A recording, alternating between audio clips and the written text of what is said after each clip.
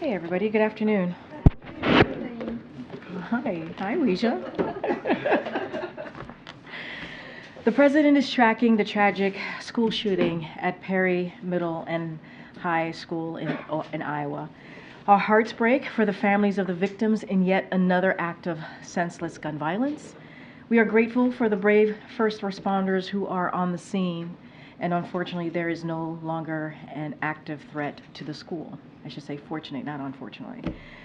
Senior White House staff have been in touch with the governor's office, and federal officials are working with local law enforcement to support their investigation. We will know more as they complete their work. It's only the fourth day in the new year, and we are already faced with yet another horrific school shooting.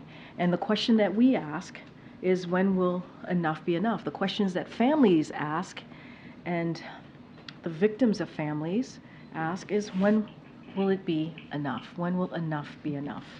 Our students and teachers deserve to know that their schools are safe spaces and to focus on learning, not duck and cover drills. While the president and this administration have taken historic action to reduce gun violence, more must be done to keep our schools and communities safe. Congress must act to enact universal background checks, ban assault weapons and high-capacity magazines, require safe storage of firearms, end the gun industry's immunity from liability, and pass a national red flag law. We cannot allow these tragedies to continue. We have to do something.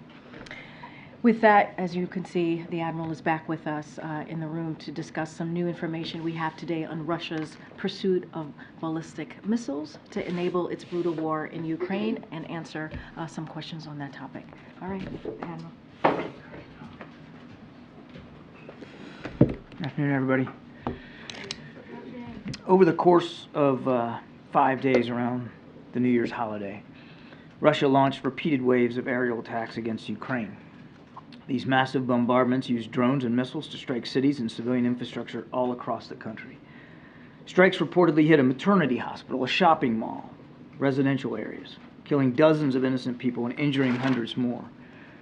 As Russia continues to launch these brutal attacks, the United States has new information to share about the support that Russia is receiving from third countries. Due in part to our sanctions and export controls, Russia has become increasingly isolated on the world stage, and they've been forced to look to like-minded states for military equipment. As we've been warning publicly, one of those states is North Korea. Our information indicates that the Democratic People's Republic of Korea recently provided Russia with ballistic missile launchers and several ballistic missiles. On the 30th of December, 2023, Russian forces launched at least one of these North Korean ballistic missiles into Ukraine. This missile appears to have landed in an open field in the Zaporizhia region. And on January 2nd, Russia launched multiple North Korean ballistic missiles into Ukraine, including as part of its overnight aerial attack. We're still assessing the impacts of these additional missiles. We're releasing a graphic here, which you can see behind me, that documents the launch of these missiles from Russia into Ukraine. And as you can see, the graphic shows the area from which Russia launched the North Korean supplied ballistic missiles on those 2 dates, as well as the impact location inside Ukraine of the missile that was launched on the 30th of December. And as I said, we're still assessing the impacts of the other additional missiles that were launched on the 2nd. We expect Russia and North Korea to learn from these launches, and we anticipate that Russia will use additional North Korean missiles to target Ukraine's civilian infrastructure and to kill innocent Ukrainian civilians. These North Korean ballistic missiles are capable of ranges of approximately 900 kilometers. That's about 550 miles. This is a significant and concerning escalation in the DPRK's support for Russia. Now, in return for its support, we assess that Pyongyang is seeking military assistance from Russia, including fighter aircraft, surface-to-air missiles, armored vehicles, ballistic missile production equipment or materials, and other advanced technologies. This would have concerning security implications for the Korean Peninsula and the Indo-Pacific region. We've also said publicly that Russia is seeking to acquire close-range ballistic missiles from Iran. At this time, we do not believe that Iran has delivered close-range ballistic missiles to Russia. However, the United States is concerned that Russian negotiations to acquire close-range ballistic missiles from Iran are actively advancing. According to press reporting, in September of 2023, Iran's Revolutionary Guard Corps, the IRGC, hosted Russian Defense Minister Shoigu in Iran and showcased its Ababil close-range ballistic missile and other missile systems. This event marked the first public display of ballistic missiles to a senior Russian official visiting Iran since February 2022. More recently, in mid-December, the IRGC Aerospace Force deployed multiple ballistic missile and missile support systems to a training area inside Iran for display to a visiting Russian delegation.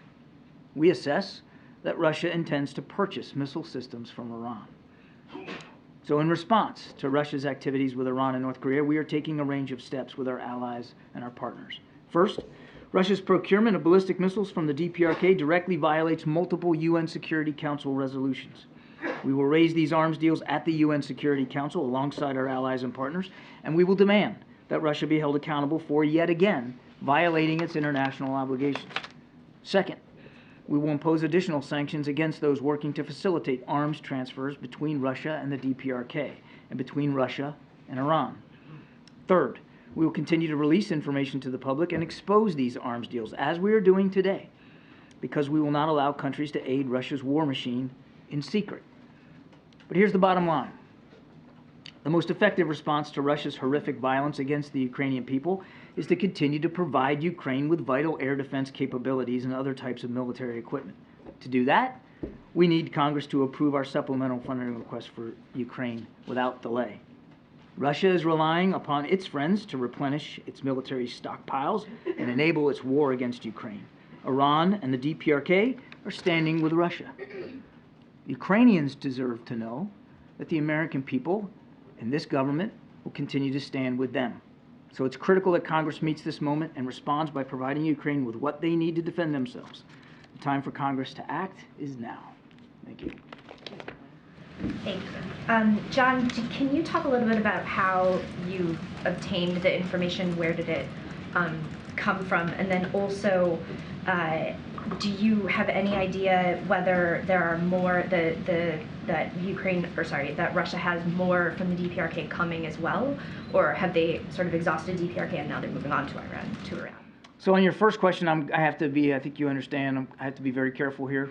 We have been able to downgrade this information to provide to you today.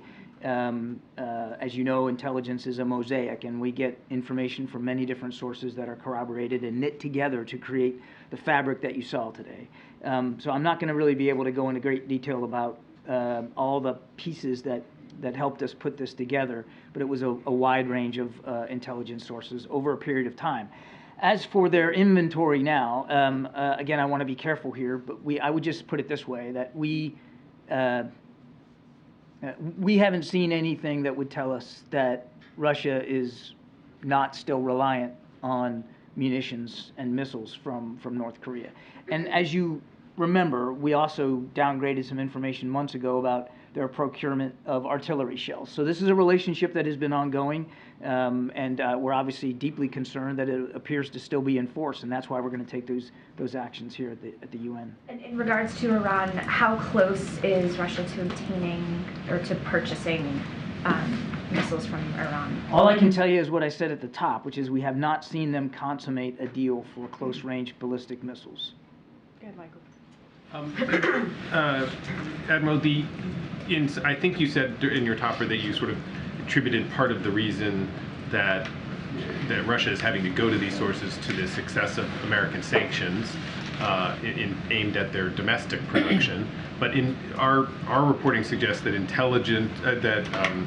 there is intelligence that the domestic production of missiles inside of Russia has largely recovered, and in fact now the daily production of missiles inside Russia by Russia's own manufacturing system has now exceeds what it was pre-war.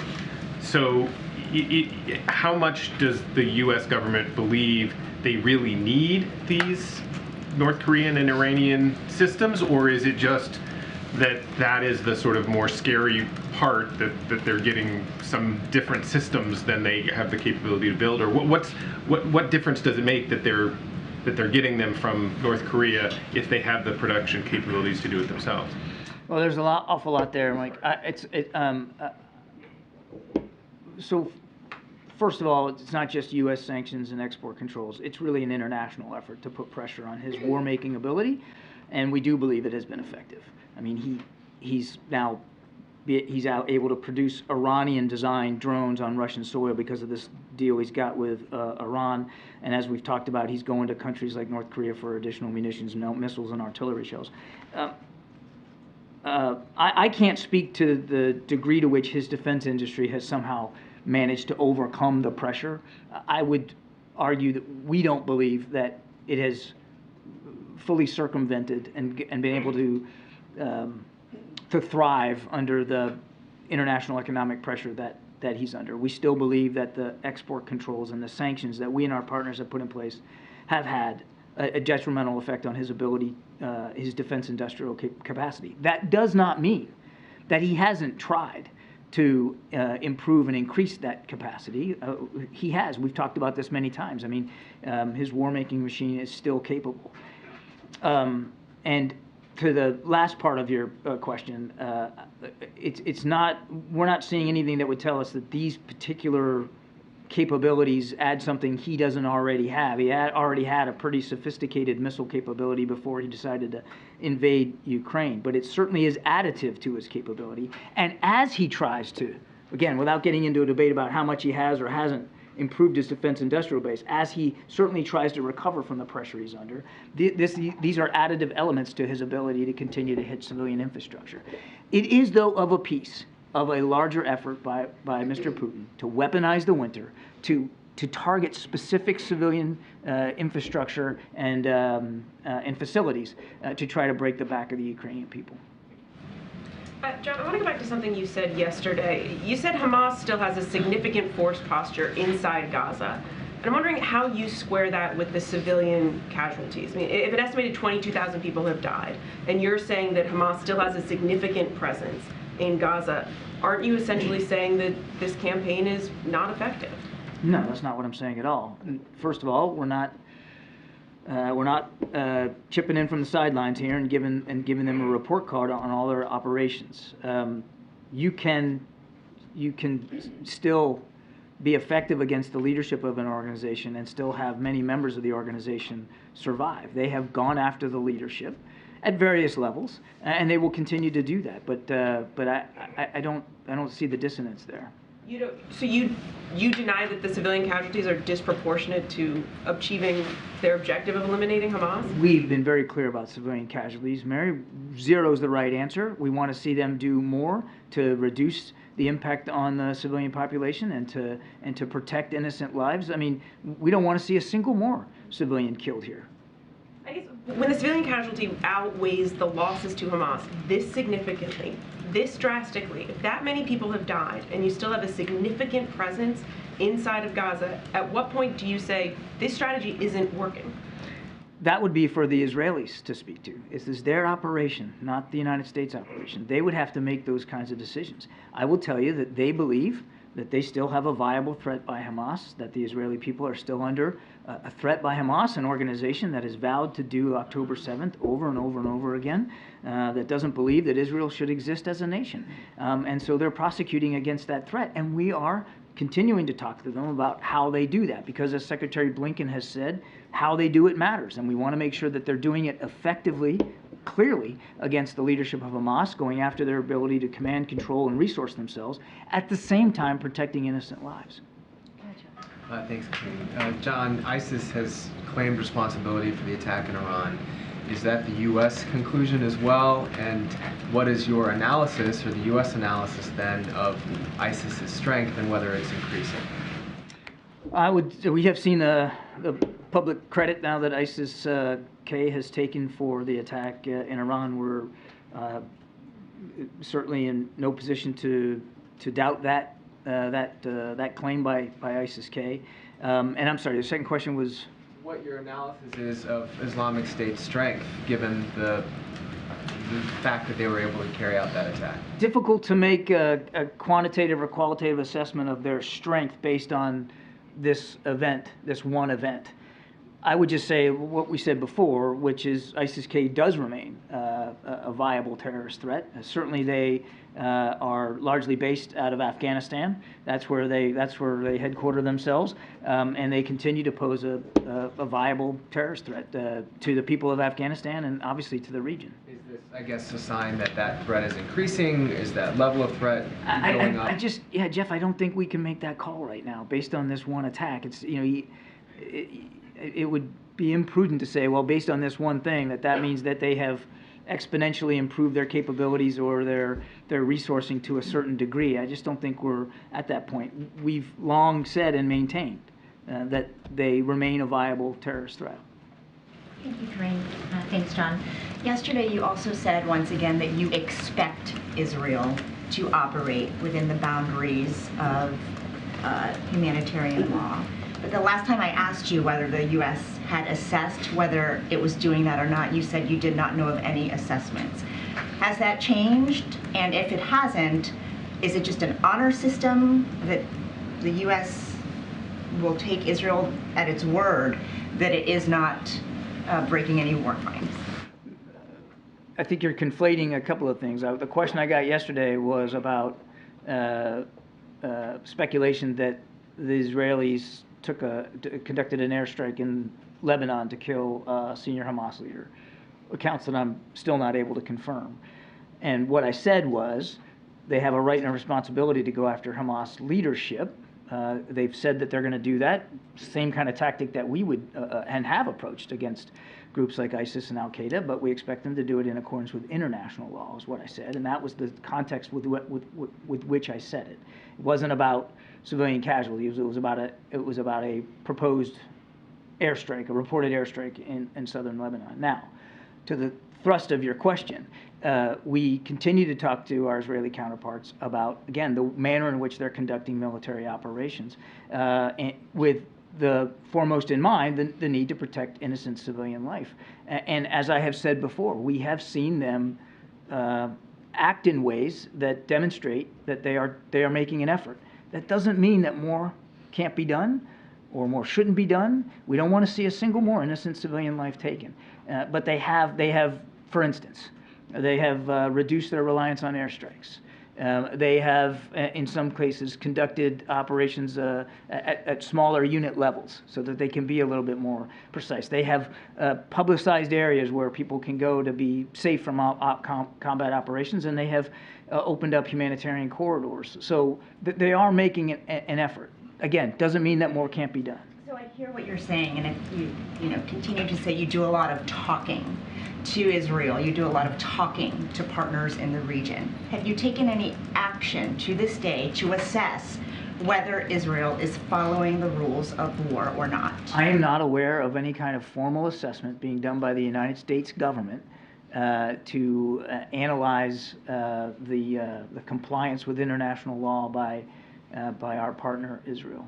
Why not? And how can you be sure then that the weapons and resources that the U.S. is supplying is under those guidelines? I would just tell you that we have not seen anything that would convince us that we need to take a different approach in terms of trying to help Israel defend itself. Thanks, John, Admiral. There was a strike in Baghdad today that killed a military commander of a pro-Iranian group. Just wondering if you can confirm whether the United States was responsible for that strike. I think I'm going to refer you to the Department of Defense on that one. But didn't you ask me yesterday about Palestinian taxes? I did not. Somebody did. I'll take an answer. Yeah, but I actually, if you don't mind, I screwed this up. I screwed this up yesterday. So I was asked yesterday about whether we think Israel should agree to the Norwegian plan that would allow taxes that Israel collects for the Palestinians to be transferred to the PA. This is Palestinian money. We've been clear that those revenues should be released to the Palestinian people. I got it wrong yesterday, and I just wanted to correct the record. Thank you, Karine. Just quickly, John, on the strike in Ukraine, is the fact that the North Korean missile landed in an open field indicative of a failure of the missile of some kind? Yeah, I think it's just too soon to know that. We don't have any specific data analysis that tells us it was a failure of the missile. Could have been a targeting issue. Could be a missile malfunction. It might be a result of poor operational factors, whether or not the crew was properly trained how to fire. We just don't know. I mean, thankfully, all it did was put a hole in a field. But I would remind that on the 2nd of January, there were multiple North Korean ballistic missiles fired into Ukraine. And as I said in my opening statement, we're still doing the assessment on the damage that they caused. On the attack, or on the warning to the Houthis from that list of nations, can that be read as anything other than threatening to attack in Yemen? It's a pretty clear statement of how concerned we and our 12 other partners are, particularly, about what the Houthis are doing in the Red Sea. We don't telegraph our punches one way or another, but we take these attacks very, very seriously. The impact that they're having on international commerce and free shipping, and we're going to keep doing what we need to do to protect our interests. Is there anything you can tell us on what the menu is of the list of consequences that could be possible? I'm not going to get ahead of where we are right now. Again, I think that was a pretty clear statement about our interests and about how seriously we're taking this threat. And as the statement said, the Houthis will be held accountable for the consequences. Thank you, Karine. John, Iran made 2 transactions withdrawing from the previously frozen funds in Oman. What were those transactions for? I don't have the details on that, Jackie. You're going to have to let me get back to you on that. Okay. I let the office know before that I was looking for this question, so I hope to get one today. Sorry. Okay, I'll come back to you with that. Sure, then. of course. More broadly, I guess, is the administration at all reconsidering its decisions to finance Iran indirectly by allowing these sanctions waivers to go forward, given the level of proxy attacks that we've seen? To finance, or you mean by? Well, it's from humanitarian aid, exactly, right? Yeah. But we had these 2 transactions I'm talking about, and I'm hoping we can get an answer on what they were for. But the Assistant Treasury Secretary for Terrorist Financing and Financial Crimes was testifying about this to a House subcommittee, and said that any details, about those transactions would have to be provided in a classified setting. Why would we need to have that information be behind closed doors when that money is supposed to only be for humanitarian purposes? It should be, transparent, I would think. And I know the administration also sort of quietly reversed its decision to allow, withdrawals from the $6 billion that was freed up for the prisoner swap. But after that decision, the $10 billion, the waiver was extended for the $10 billion. This was the money that was payments for electricity in Iraq. So anyway, given the level of proxy attacks and the availability of these funds, is the U.S. reconsidering these sanctions waivers? With the caveat that I'm going to have to get back to you on whether or not there's actually been some sort of procurement request by the Iranians for the humanitarian assistance. I just don't know the answer to that. So with that as a caveat, I would tell you that, again, none of that money goes to the Iranian regime, and none of it goes to the mullahs. It is if it has been allocated against, it would go to approved vendors that would purchase food, water, medicine, agricultural products, and then ship that directly into Iran for the benefit of the Iranian people. And this really, what your question kind of goes. Given the behavior of the state right now, we talked briefing with this news about. Our issue is not with the Iranian people, and it's difficult to square anybody having a problem with the Iranian people getting food, water, medicine, and agricultural products so that they can subsist. It's not as if, and this is where I was getting to on the fungibility argument, which is kind of what your question is getting to. It's not as if the mullahs are sitting around thinking, well, how can we make the lives of the Iranian people better? Let's get them more food, water, medicine. They're not making that choice. What they're doing is investing in missile technology and helping Ukraine kill innocent helping Russia kill innocent Ukrainians.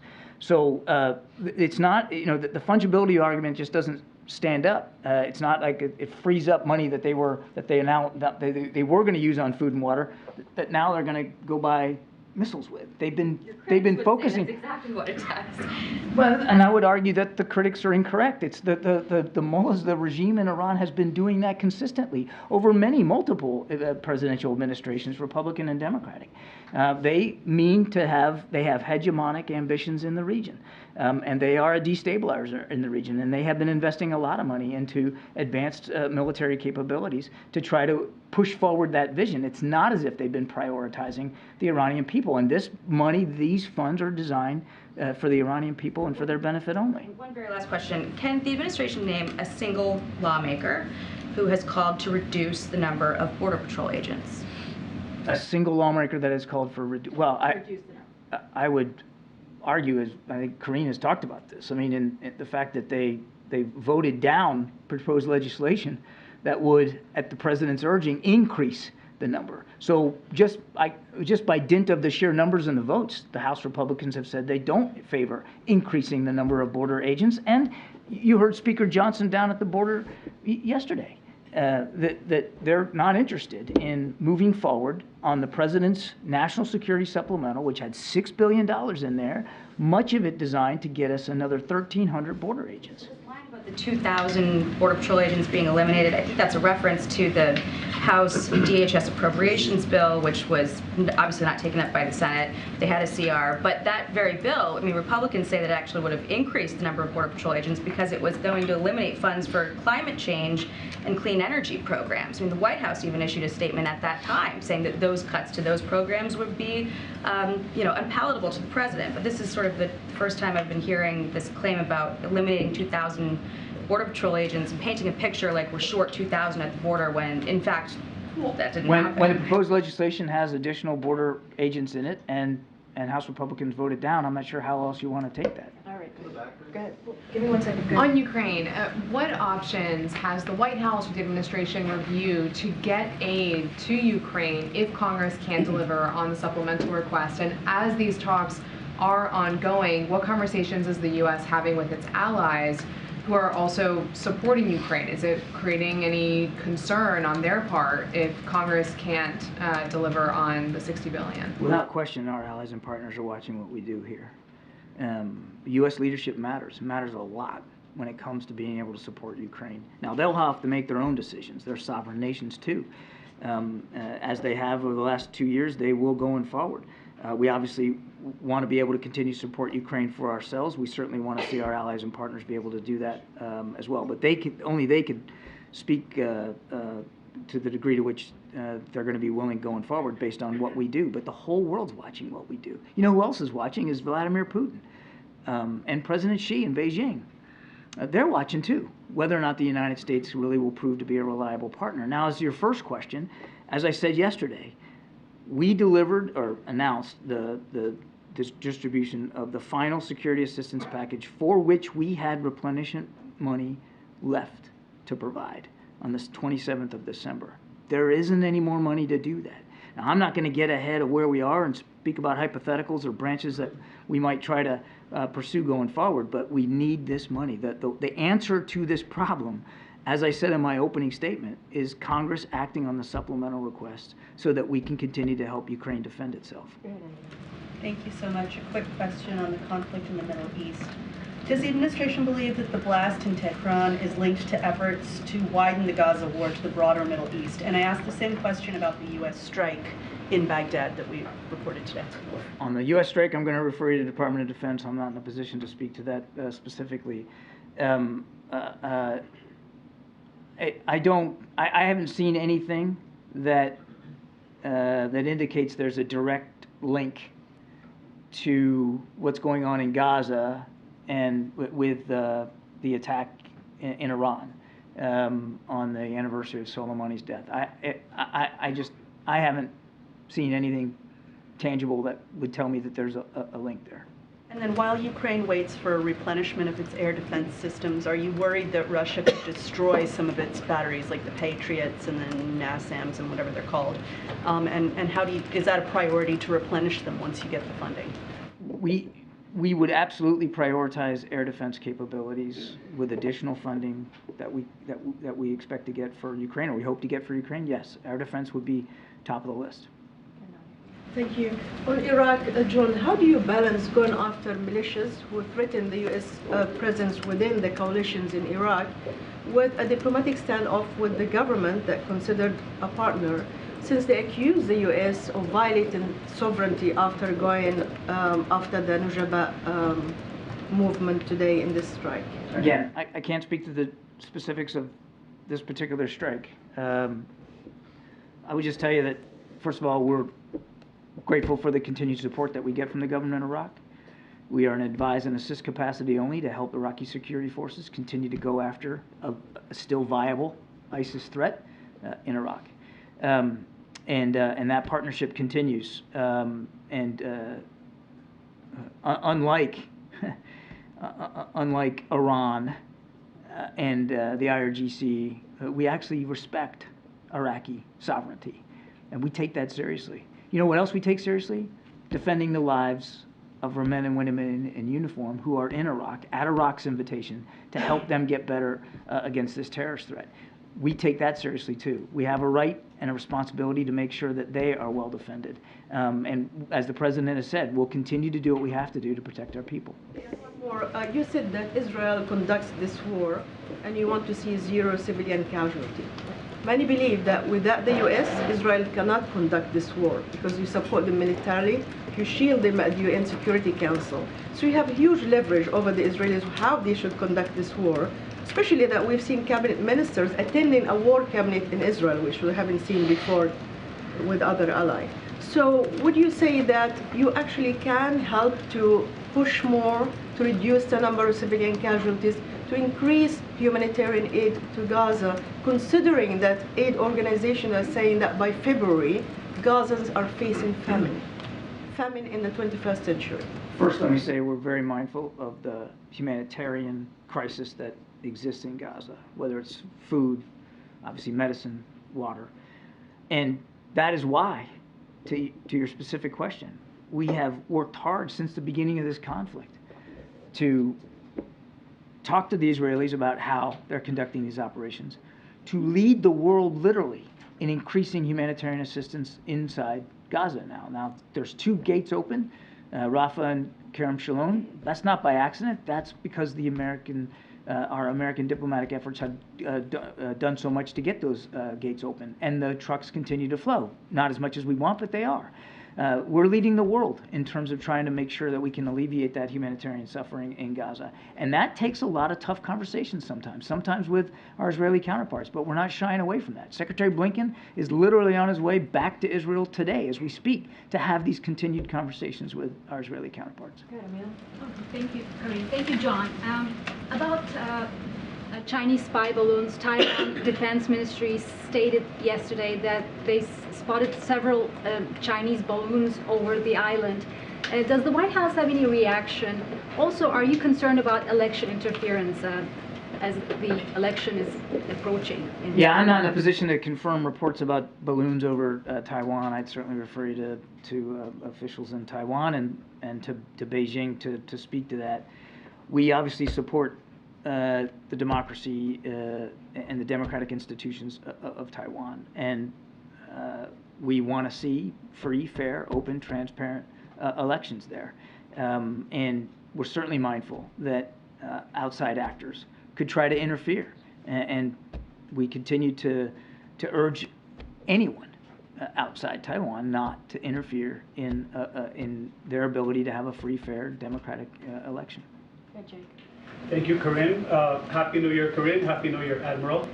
On a somber note, Kfir Bibas, the youngest hostage being held captive in Gaza, turned 1 yesterday in captivity. So, Kfir, wherever you are, Yom Holedet Sameach, happy birthday. Kulanu mitpalelim mishulcha, we're all praying for you. I have 2 questions about the recent U.S. intel report that came out regarding the Shifa Hospital being used as a Hamas command and control center. First of all, can you share with us what new information has come to light now that we didn't already know back in November when the Israelis took control of the complex? I'm not aware of any new information that has come to light since the Israeli operation at Al Shifa. So this recent intel assessment is only confirming what we already knew then? It is. And my second question is, what's your reaction to U.S.-funded agencies like UNRWA that have had a presence in these hospitals, that have had schools that is being alleged to have been used as stockpiles for weapons? Does this make them complicit in any way? How does the administration view this? And is there any way that you plan on adjusting your strategy moving forward as far as dealing with UNRWA and other such agencies? UNRWA, the UN relief agency, does important work. In fact, they're doing a lot of heavy lifting right now in terms of trying to get food, water, medicine to the people of Gaza all up and down the strip. They're doing a lot of work, and they're doing it in harm's way, very much so in harm's way. And you can't hold them accountable for the depredations of Hamas and the way Hamas uses civilian infrastructure, including hospitals, for command and control, for storage of weapons, for the holding of hostages. Shouldn't they at the very least raise the alarm if their own facilities are being used in a military? Look, I'll let the UN speak to their agency and what alarms they want to raise or not. We gave them $1 billion. They do good work in Gaza, and they are important to helping get the humanitarian assistance to the people of Gaza. And we're grateful for that work that they're doing, very much in harm's way.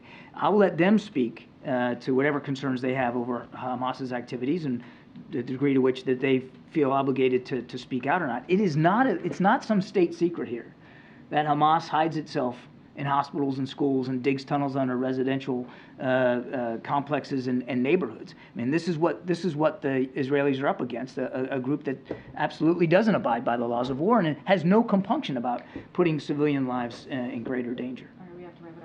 If I could ask you very quickly, John, about the U.S. service member's mother and uncle who were safely freed thanks to a rescue operation from Gaza. It happened in the last several days. I know the U.S. military was not directly involved in this. Can you tell us what role the U.S. played in any way, how this came to be, how the White House became aware of the situation? What, if anything, can you tell us about those circumstances? Yeah, Peter, well, first of all, we're glad they're out.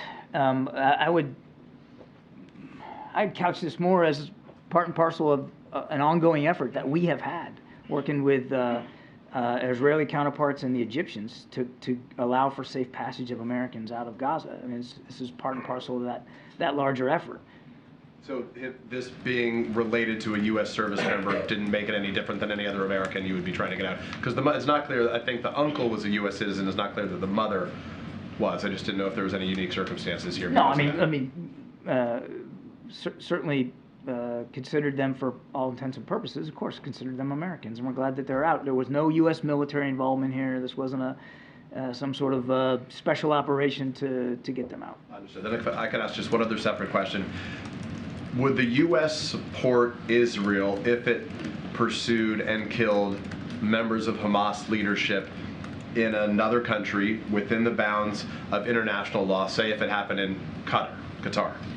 I don't want to get into specific hypotheticals here. We could go down. Right, the responsibility to do it as long as it's within international law. So would that also apply to Qatar? We could go down a lot of rabbit holes here, Peter. I'm not going to get into hypotheticals. As I said, they have a right and responsibility to go after Hamas leadership. Our expectations are that they'll do that in accordance with international law. Andrew, you have the last question. Can you just add a little bit more detail on Russia? Can you say how many ballistic missiles Russia is hoping to get from Iran? These are close-range ballistic missiles that you're talking about. I don't have that level of detail. We don't believe a deal has been consummated, so it's difficult to get into too much detail beyond that. And you said that there are that Russia has received several ballistic missiles from North Korea. How many are remaining that could still be shot into? Yeah, that's the question. Sort of a similar question to what I got before. I'm not at liberty to go beyond the information that I was able to give you at the top here. Okay. Thanks, Admiral. Appreciate it. Thank you so much. Thank you, John. Thank you. Thanks, Admiral. All right, Colleen, you want to reset us? Yes. Okay, so on Senator Menendez yesterday, does the president believe that the senator should have any access to sensitive information given the gravity of the allegations against him? And look, as you just said, this is serious. This situation is very serious, and we have said that many times before. We think it is important, right, that he did indeed step down from the chairmanship. I'm just not going to get beyond that. I want to be really careful here. But again, we see this as very serious, and we think that it's the right thing to do that he stepped down from his chair. As the leader of the party, should the president be calling for the senator's resignation in general? Just not going to get beyond what I just said. And what we believe as far as anything else, whether it's resigning or anything else that's related to Senator Menendez and his role and him as a senator, obviously, in Congress, that's something for the Senate leadership to decide. Okay. And then on the school shooting in Iowa, I wondered if you could talk about anything the White House has upcoming on gun safety or gun control, and what more can the White House be doing this year as we're looking at another shooting? Look, and I stated in the top how we're just a couple of days in, right? We're just a couple of days into the new year, and we're talking about another shooting, and that is heart-wrenching and that is heartbreaking. And as I stated at the top, enough is enough. And we're going to continue certainly to call on Congress to act. Obviously, Congress did act in a bipartisan way, passing the first comprehensive piece of anti-gun violence legislation that the president signed. And so we are happy that we got there, and the president obviously has taken more action than any president in his first 2 years, signing more than 24 executive orders to deal with this epidemic that is the #1 killer of our kids. And so, look, we have to keep doing the work. And what I can say is just last month, we hosted the largest ever White House convening of state legislators to discuss actions that they can take to end this epidemic of gun violence. And so we also announced the Safer States initiative to drive additional progress from investments in gun crime prevention and intervention to common sense laws to keep guns out of dangerous hands. And so we're going to keep doing that. And this is, again, this is a president that has taken unprecedented action here. We're always going to look for other ways to deal with this. We've started, obviously created the first anti-gun violence office, which is incredibly important. It's helping communities it's going to help communities like the community in Iowa, but also we also have to implement these more than 24 executive actions that the president signed into law. Okay, JJ. On the child tax credit, would President Biden be open to a tax deal that includes a child tax credit being expanded and renews the expired research tax credits? So obviously the president strongly believes that any bill that is out there in Congress that certainly cuts taxes for big corporations must cut taxes for working people and families with children, right? Especially to reduce child poverty. That's why the American Rescue Plan, the first piece of legislation that this president signed that only had Democrats' votes on it, was so important because it had that child tax credit in it. And what we learned from that is it helped cut child poverty by nearly half. And so obviously this is something that the president supports. And so we'll see. We will see what Congress brings forth. So the part about renewing the expired research tax credits, he also supports that? So that is something that I need to be really mindful and talk to our team here about that. I just don't have anything beyond that, but obviously this is something that is incredibly important to the president. We want to make sure that what bill comes out, if there is a bill that comes out in this legislative session, as it gives tax cuts for big corporations, that it must also give tax cuts for working families. That is something that we have seen from this Congress in the last legislation putting forth those types of bills, and so that's what the president would certainly want to see. Thank you, Karine. On the southern border, in an interview with CBS News, House Speaker Johnson said on his first day in office, President Biden came in and issued executive orders that began this chaos. Did any of the administration's policies contribute to the record number of border crossings? What I can say is this. On his first day in this administration, the president put forth a comprehensive immigration piece of legislation to deal with a broken system. That's what the president did, to deal with a broken system. We were just a couple of weeks away of 3 years ago that legislation that he put forward to Congress to actually deal with an issue, right? And so that's what I can say. The president understands that there's a problem at the border. He put forth on his first day something to deal with that problem. And what we continue to see from Speaker Johnson and Republicans, House Republicans, I know Jackie asked a question about something that I said yesterday in May, and I'll repeat it. I repeat what I said yesterday in May.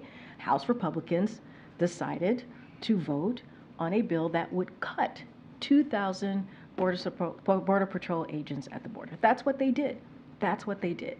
And they continue to obstruct and get in the way of of the president wanting to move forward with a supplemental that includes border security. They're getting in the way of it.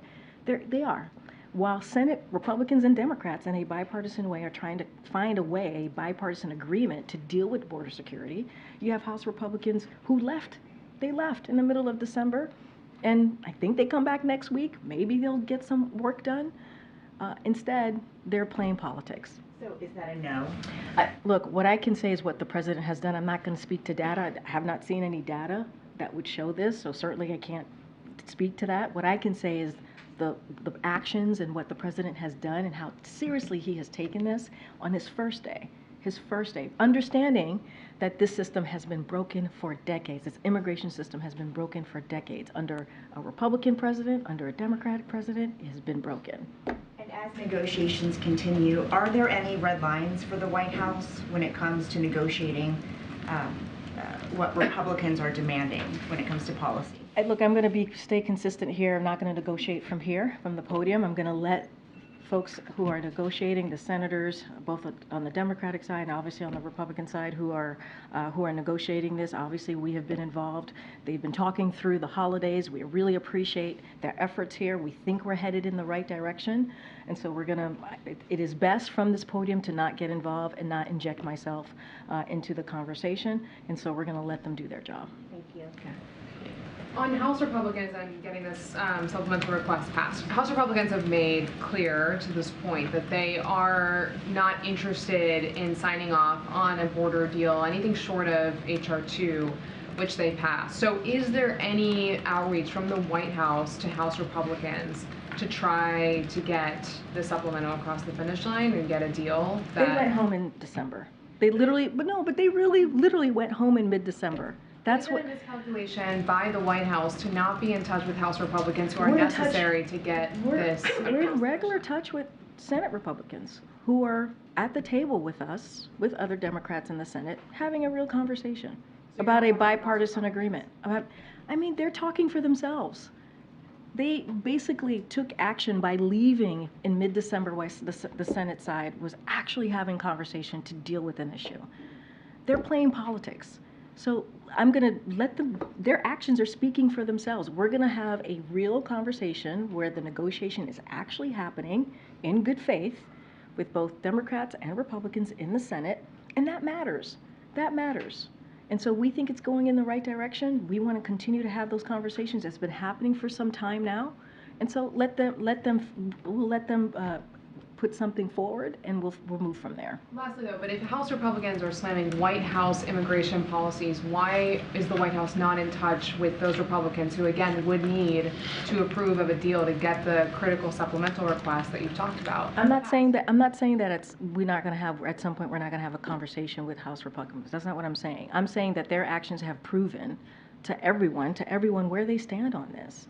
So we're having a productive conversation with Senate Republicans and Democrats to find a bipartisan agreement, because we understand the system is broken. It's been broken for decades, the immigration system, and that is important. Let's not forget, this is a president that has been able to come together with Republicans and put forth many hundreds of bipartisan agreements, legislation that have been turned into, that he signed into law. That's something that he understands how to do. His team understands how to get that done. But, you know, House Republicans, again, they left in mid-December and have not returned to actually deal with this in a real way. Instead, they're playing politics. That's what we're seeing. I'm not saying that conversations are not going to happen. Obviously, we have to have the House be involved in this too. But right now, the productive conversations are happening in the Senate. Just based on that last answer, has there been a breakdown in the relationship between the White House and the House? I wouldn't say there's a breakdown of relationship. What I will say is just we're calling out what we're seeing. We're calling out what we're seeing. I mean, it's the facts. They left in mid-December, and who was left to continue to have the conversation as it relates to the border, right? The border security was the Senate. And when we've had and we're having conversation with both Republicans and Democrats in the Senate. I have two completely unrelated questions. Sure. Apologies for Nope. hogging time. No apologies. Go for it. The president did have this lunch with historians, and I'm wondering if there are any details you can share about that, and also, like, what about this particular moment has him reaching out to historians? So look, the president has done this before. Here's something. Okay. I heard a voice. No worries, Jackie. I thought I was hearing things, but I'm not. I was like, I'm the only person that's hearing it. Okay. Okay. You and me. Okay. Okay. So look, the president tends to, and he's done this before. He's met with historians before ahead of an important national moment, which we're about to see. Certainly as it relates to January 6th. And he met with these historians, a diverse group of historians, to hear from them, to hear directly from them on their thoughts about our democracy here in this country and abroad. And the president felt it was incredibly important to hear from this diverse group of historians. And again, he's done this before. It's not the first time. And so it also, I think this says a lot about how the president sees things more broadly. He believes in hearing from a diverse group of people, hearing different voices on policy issues, and certainly something as important as our democracy. And that's what you essentially saw from this president yesterday. And then just one more thing. How concerned is the president about what appears to be a pretty botched rollout of the federal financial aid form? It was due to be out in October, then it was a drop-dead deadline at the end of the year. Now there's this soft launch that is going quite poorly, and there's like hundreds of thousands of American families trying to figure out paying for college. So look, I do want to take a little bit of a step back here and just lay out a little bit of what we've been able to do over the weekend. So they, as you stated, they initiated the soft launch, the Department of Education, with the goal of ramping up volume over time to monitor the site performance and create a better experience, obviously, for students and families. And so this is consistent with us trying to put forward best practices. That's what you're seeing here. And just the other night, more than 400,000 applications had been completed, so that's important. The application opened at 8 a.m. on that yesterday, and it will be open for the majority of today, obviously. And so this better application process will make college more affordable and a reality for more students. That is what this administration fights for every day. And so obviously the Department of Education could speak more specifically on details. But this is part of our best practices. We're trying to do our best to make this process easier for families and students. And so look, it's going to take a little bit of time, right? It is, but they've been working through it. The Department of Education has been working through this through the weekend. And so we're seeing some better improvements here, and I think that's important. Go ahead. I didn't get to you. Go ahead. Could you give us some more information about the president's talk tomorrow, his visit to Valley Forge, which was pushed up from Saturday? Say that last part. It was pushed up from Saturday because I guess we're going to have a snow. Yeah. So as you heard from the campaign, I just want to be careful because this is a campaign event, so don't want to get too far ahead of the president. Obviously, the campaign could share a lot more details about the trip tomorrow, and as you just stated, it was meant for him to be there on the actual day of January 6th because of the weather, potential weather conditions. He's going to be there tomorrow on Friday. So what I will say is that and the president has said this many times before, January 6th was an unprecedented, certainly attack on our core principles and our democracy and the rule of law in our Constitution. And so this is something that the president takes very seriously. And so, and let's not forget, January 6th cost the lives of police, injured many police officers, and inflicted bodily harm on many people. It was a sight that was horrific. We saw a Confederate flag flying in the halls of the Capitol, and that's what we were dealing with. It was disrespectful to our Constitution, an attack on our democracy, and the president, and let's not forget, these are values that we hold very close as a country, as a nation. And so the president's going to continue to speak about this. He's going to continue to be very vocal about this. And so certainly you'll hear that from the president, but I want to be really careful because it is a campaign political event, so I don't want to get too far into it. Why the choice of Valley Forge as opposed to He'll doing speak more to that tomorrow. I'll let the president speak to that. All right, go ahead, Garen. The NAACP and community leaders are decrying a ruling from a judge in Jackson, Mississippi, a predominantly black city, the capital of Mississippi, that would allow state leaders to appoint a judge and prosecutors as opposed to the residents being able to elect those that judge and prosecutors. They say this is racial discrimination and an issue of democracy. Does the White House have a position on this ruling? So as you know, it's an ongoing litigation, so I want to be careful we don't comment on ongoing litigations. But while the federal appeals court temporarily halted this decision from moving for now, it's important that every state respects the democratic process and the will of the people. That is something that the president believes. And the denial of self-governance is an affront to the democratic values on which our nation was founded. And so the people of Jackson, certainly like any other American across the country, they deserve to have their voices heard. That is important. That is something that the president believes, certainly, and also the vice president and the rest of the administration believes. So I'll leave it there because, as you know, the litigation is continuing. Tomorrow's job report numbers that will come out tomorrow. The White House has touted a lot last year's record low black unemployment rate, but that only tells one part of the story in terms of the black economy. While black wealth has increased, so has the racial wealth gap. Home ownership for black Americans continues to be at just as low as it was in the 1960s, and the price of homes is still pretty high. Are there any indicators that the White House can point to that suggests that the economic conditions for black Americans will improve this year? Yeah, so I have a couple of indicators that I'm happy to go through with you. I'll say this at first, though. The president has talked about investing in America. He talks about his Bionomics plan and how it helps all Americans and make sure it doesn't leave anybody behind. And one of the things that, as part of that, one of the things that the president has done with his plan is make sure that we invest in black communities. That is something that the president finds to be incredibly important so that we do not leave communities behind. And you saw the president go to Milwaukee, Wisconsin, where he visited a black small businesses and talked about how black small businesses have been essentially growing under this administration, and that's important, and by millions.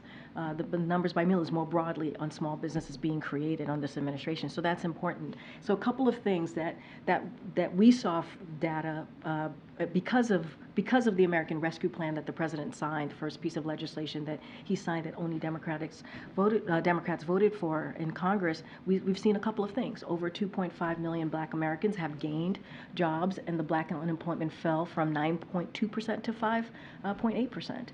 Black wealth is up at a record 60% since 2019. That's something that you just stated in your question to me. The number of black households owning a business has more than doubled since 2019, and black business ownership is growing at the fastest pace in 30 years. And something else, too. There's 2/3 of new clean energy jobs are in communities of color, including nearly 60,000 in black communities. And let's not forget the insulin cap, right, for our seniors that the president was able to get done under the Inflation Reduction Act. That's going to have a huge effect on black communities as well. So these are the actions that the president has been able to take through legislation, right, very, very important legislative actions that we have seen communities like the black community be able to see an investment in their communities and also not be left behind like they have been for decades.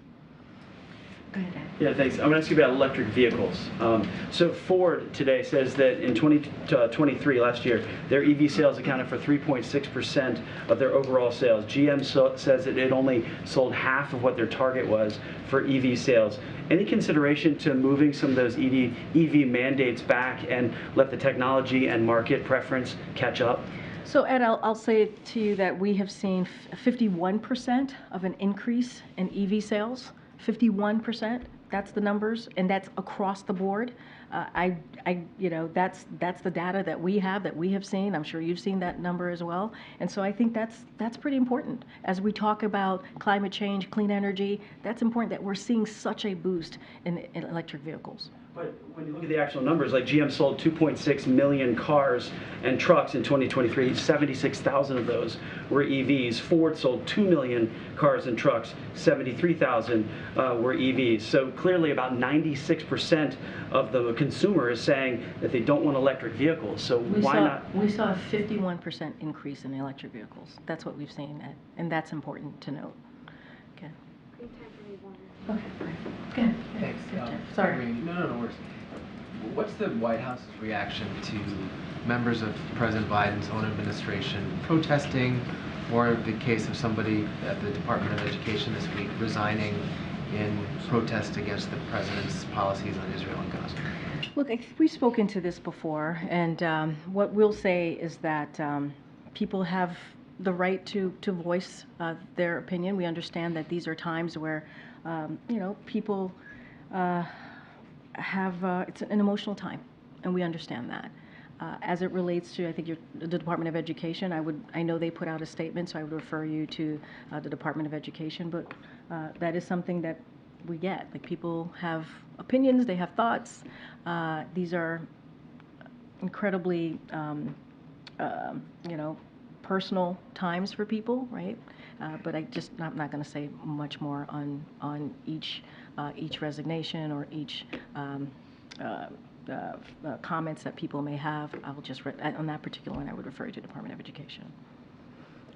Back on that president's speech tomorrow on democracy, and December AP poll, 8 in 10 Republicans said democracy would be weakened if Biden were reelected, and that was also the view of 56% of independents. So is the president's speech tomorrow aimed at trying to convince Republicans and independents otherwise, or is it more aimed at sort of rallying Democrats about how important an issue this is? So I appreciate the question. Tomorrow's a political campaign event speech, so I'm not going to get into the reasoning behind what the president is there for, right, specifically on a campaign basis. I'm not going to get into his remarks or his speech. That is something that the campaign can deal with directly on this particular question. What I can say more broadly of what the president has said about January 6th and how it's an attack on our democracy, our fundamental values, how it was unprecedented, and how we have to continue to speak out, and it is important to do so.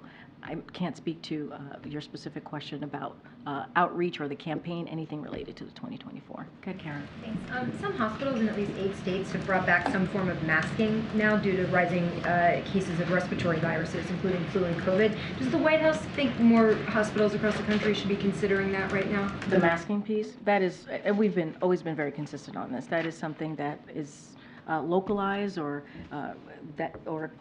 hospitals, communities, cities, states, they have to make their own decisions. That's not something that we get involved in. And how about Americans broadly now? There's 31 states in the latest data that have high or very high levels of respiratory illness, RSV, flu, and COVID. What should Americans be doing with the recommendation? So, look, it is up to each and every American to make their decision on what they want to do. We have a range of tools, right? That is something that we've been able to do these last 3 years for people to protect themselves from the impact of COVID, whether it's a vaccine, whether it's at-home testing, whether it's and treatments, right? All of these things are incredibly important. So there are tools available for folks, and we're going to certainly encourage Americans to take those steps. We're not going to. It is up to them. It is up to them as it relates to masking what individual Americans want to do. That is not something that we're going to regulate. Back here. What do you say? Go ahead. Go ahead. It's unbelievable. Unbelievable. I love you so much, James. Go ahead. Go ahead. It is. On gun control, you mentioned the 2022 bill the president signed. Yeah. Do you think that bill is having an impact on the number of mass shootings that we're seeing now? So look, I think that piece of legislation certainly was important.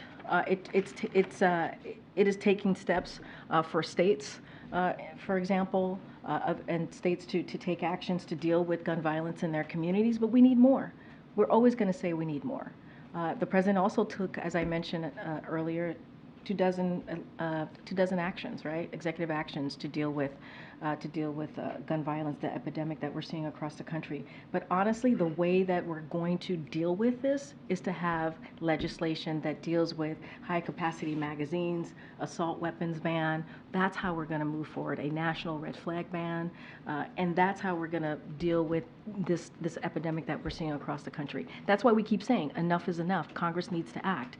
Yes, it was important that we took this step. 30 years. It took 30 years to sign that bipartisan, not to sign, but to get that bipartisan legislation done, and the president obviously signed it, but we need more. It is not enough. That's what we believe. It's just not enough. All right, everybody. I'll see some of you tomorrow. Thank you.